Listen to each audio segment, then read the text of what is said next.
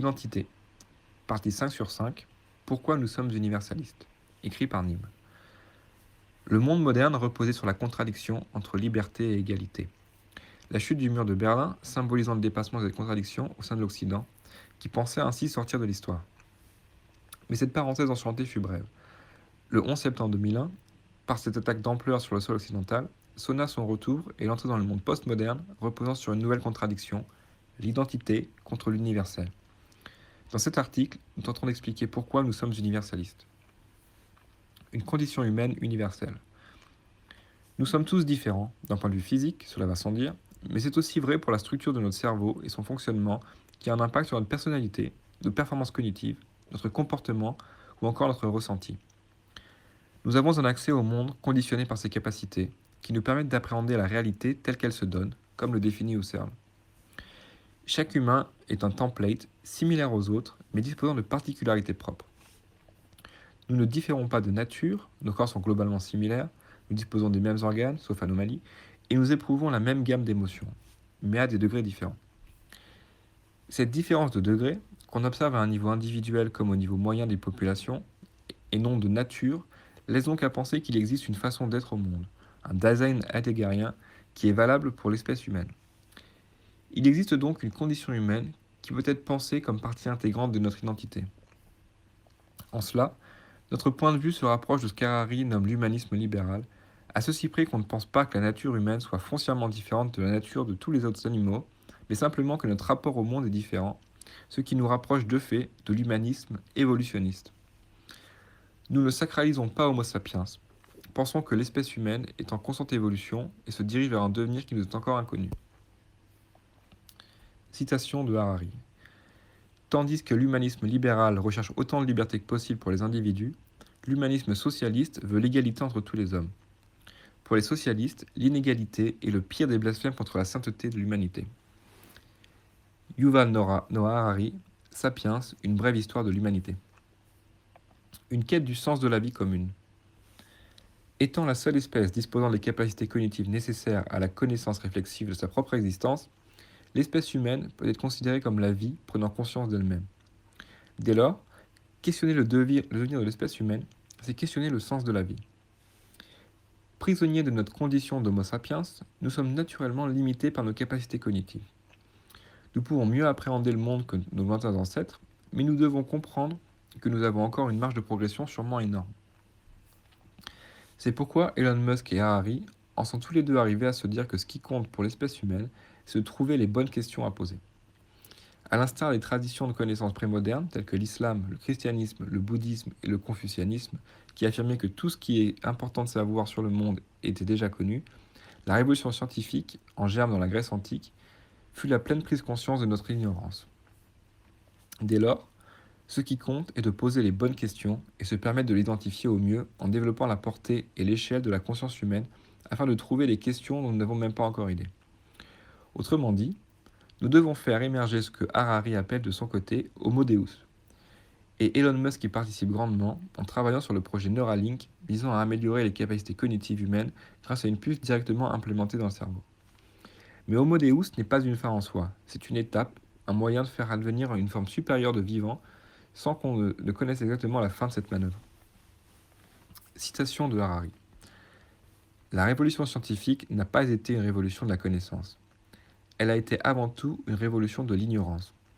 La grande découverte qui a lancé la révolution scientifique a été la découverte que les humains ne connaissent pas les réponses à leurs questions les plus importantes.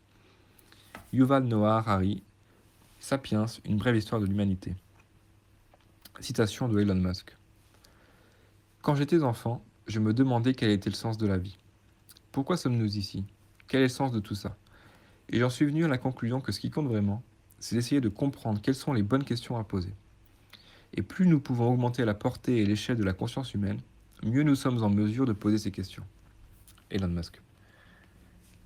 Cette prise de conscience et cette tournure d'esprit transcendent votre civilisation d'origine pour toucher à l'universel.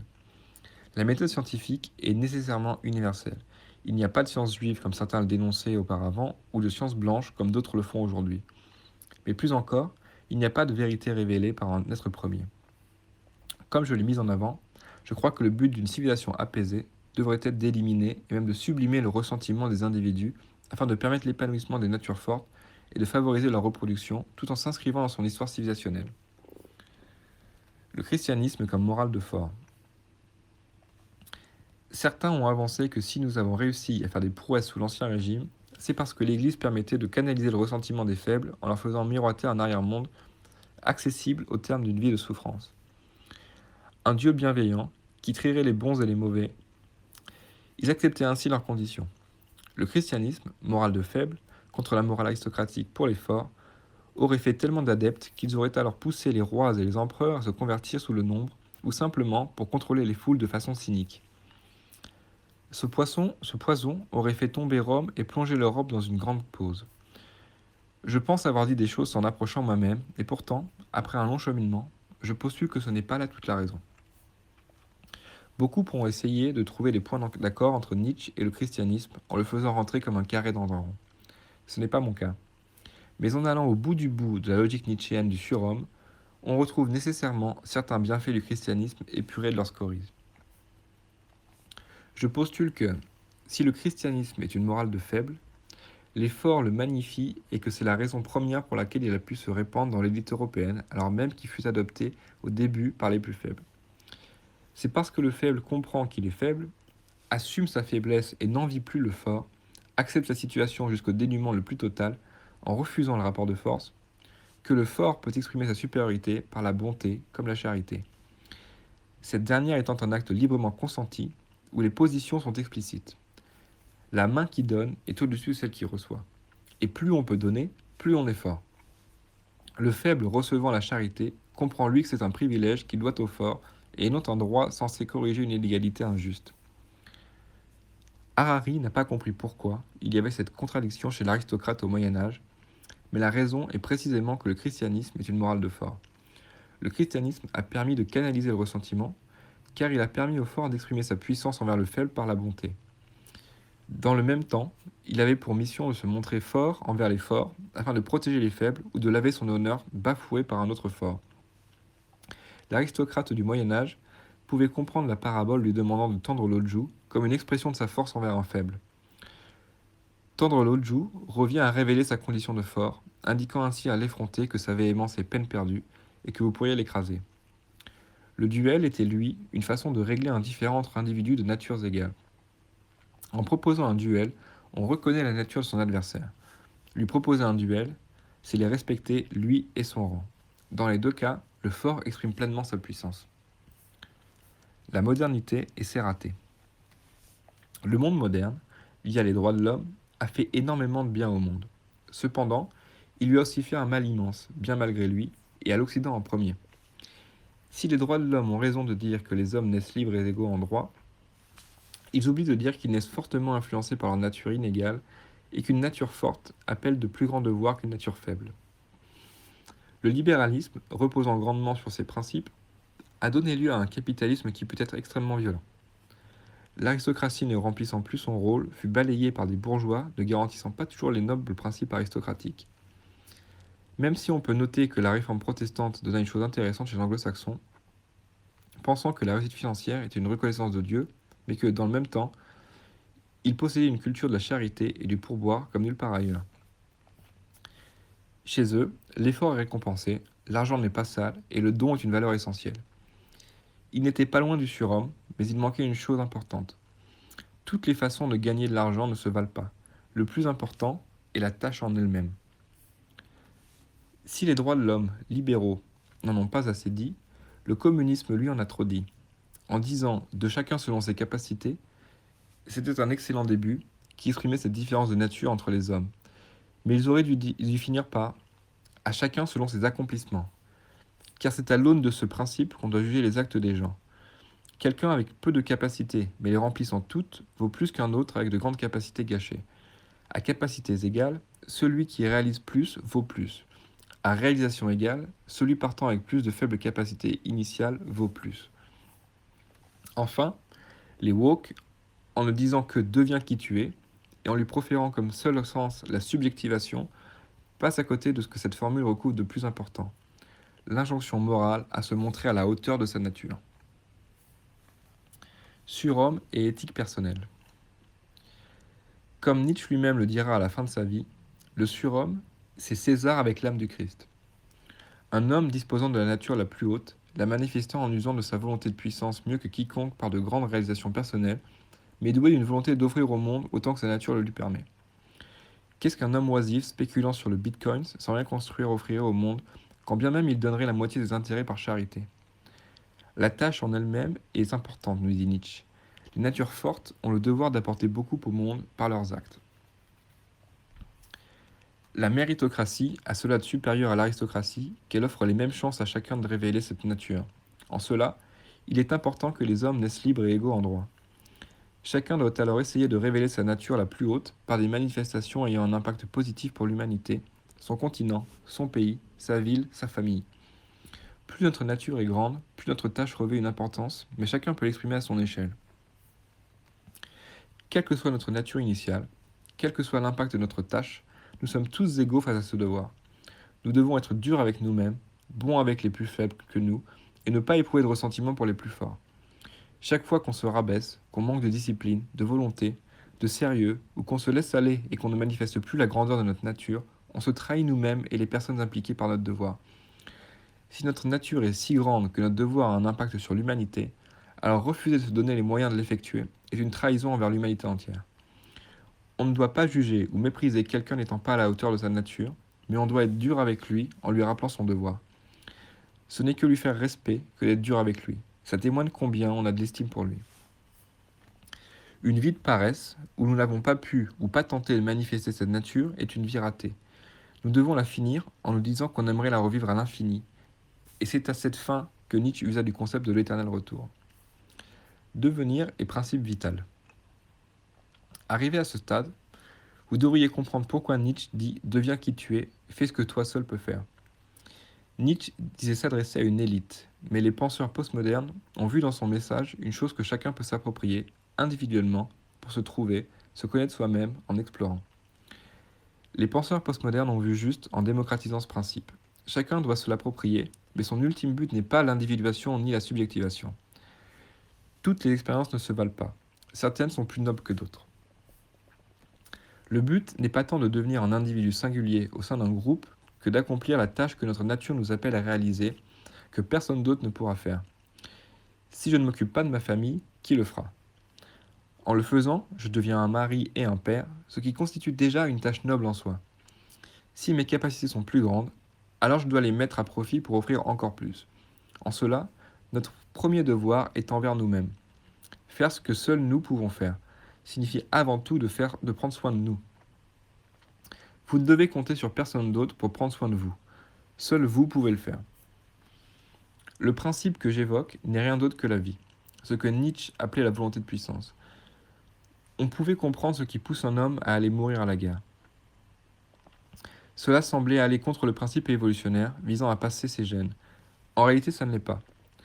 Nos proches partagent nos gènes. Vaincre à la guerre, c'est s'assurer qu'ils passent leurs gènes. La perdre, c'est courir le risque que tout aligné s'éteigne. C'est pourquoi c'est dans ces moments que la vie s'exprime le plus crûment. Mais le processus évolutionnaire implique aussi naturellement l'altruisme, et en cela, ce principe ne trahit pas la vie. Ce principe vital est le moteur du surhomme. Respecter la vie dans ce qu'elle a de plus dur et de plus cruel parfois, mais en étant dépourvu de ressentiment et en cherchant à améliorer le sort de l'humanité, c'est devenir un surhomme. De l'être suprême au devenir suprême.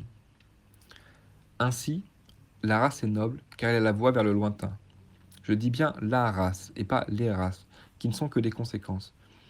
Quelle que soit votre couleur de peau, vos ancêtres, vous avez une race.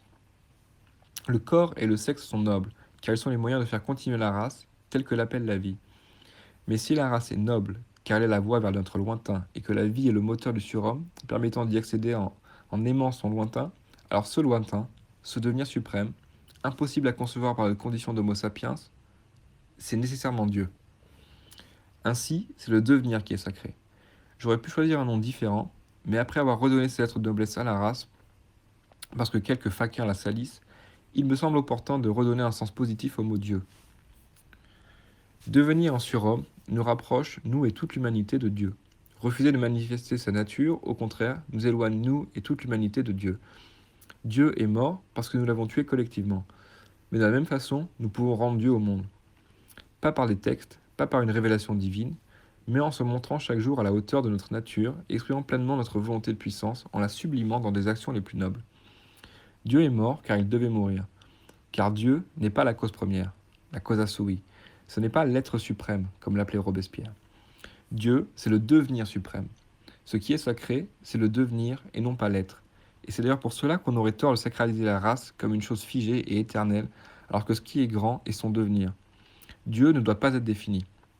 Définir le devenir, le borner, c'est risquer de verser dans les pires atrocités, comme nous l'a montré la modernité.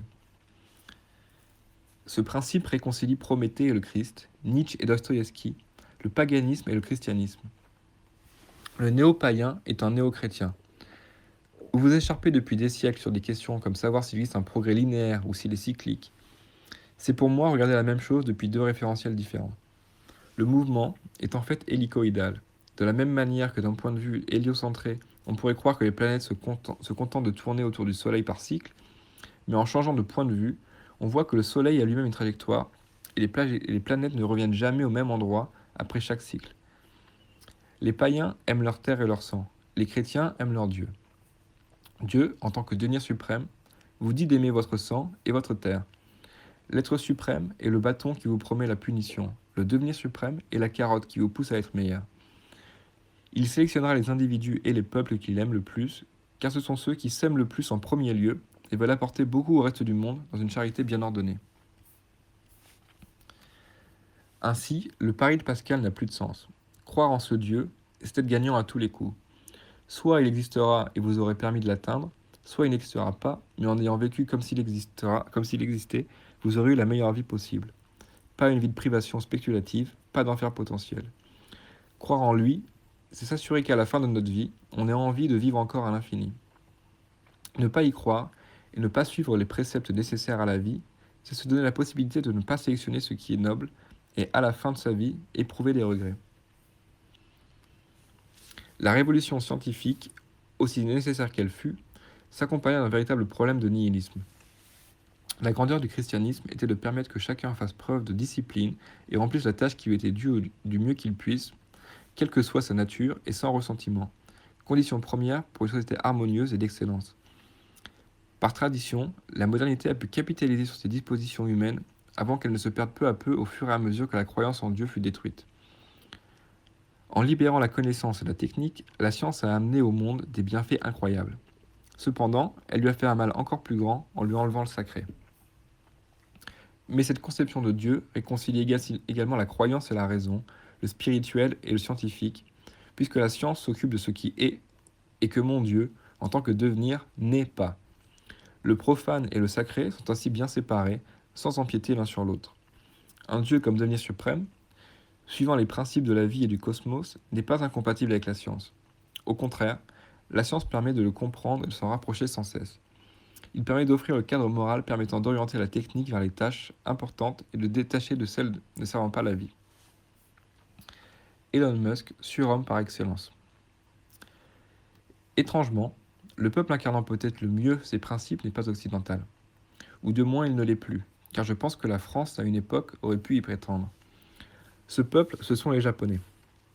Un peuple d'individus si durs avec eux-mêmes que leur culture fait périr les faibles et les ratés, incapables de se montrer à la hauteur de leur nature. Si soucieux que tout soit beau et parfait, ils ont créé un pays que tout le monde aime, du bobo le plus délicat au droitard le plus rustre. Mais si conscients du travail requis génération après génération pour en arriver là, qu'ils mesurent l'importance de se préserver d'un point de vue ethnoculturel et n'accueillent que très peu d'immigrés, leur préférant les machines. Mais il leur manque une chose qui est propre à l'Occident. Il leur manque les héros. Étant trop collectivistes, leur individualité est étouffée. Aussi, ils connaissent le même problème démographique que nous, symptôme d'un mal plus profond. On a beaucoup à apprendre d'eux, mais in fine, on jugera de la grandeur d'un peuple à sa capacité à produire des individus hors normes qui apportent le plus à l'humanité entière, même si le prix à payer est parfois élevé. Ces peuples auront alors nécessairement le meilleur Dieu, car Dieu est le devenir. Ces héros, il en existe déjà au moins un aujourd'hui, un homme sans ressentiment, à l'inscience d'un enfant qui partage les mêmes comme un gamin, Un homme qui voit l'argent comme un moyen et non une fin en soi, pour entreprendre des projets d'une grandeur inégalée et donner énormément au monde via les tâches qu'il accomplit. Un homme qui n'hésite pas à chasser les marchands du temple en faisant couler un hedge fund. Elon Musk est un surhomme. Si sa réussite est si grande, c'est non seulement parce que sa nature est très grande, mais surtout parce qu'il a rarement failli face à Dieu et a toujours choisi des tâches revêtant la plus haute importance pour l'humanité. Le surhomme n'est rien d'autre que le saint du devenir suprême. Ainsi, il n'y a aucune différence entre le guerrier et le saint. Le guerrier est le saint au cœur épuré qui peut donner la mort sans aucun ressentiment, mais simplement car cela est nécessaire pour servir la vie comme se nourrir ou se défendre. On ne peut rien comprendre aux guerres tant que l'on croit que Dieu est l'être suprême. Pourquoi un être suprême si bon voudrait que les hommes se battent? On ne peut rien comprendre à la phrase « battez-vous et Dieu reconnaîtra les siens » si on ne place pas Dieu comme devenir suprême.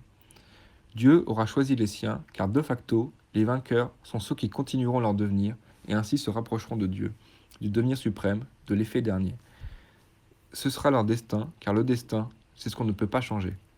Ce n'est pas l'avenir, c'est le passé. Nous pouvons avoir un impact sur notre destin tant qu'il n'est pas advenu. Citation d'Elon Musk. Si quelque chose est suffisamment important, vous devez le faire, même si les chances de réussite sont minces. Elon Musk.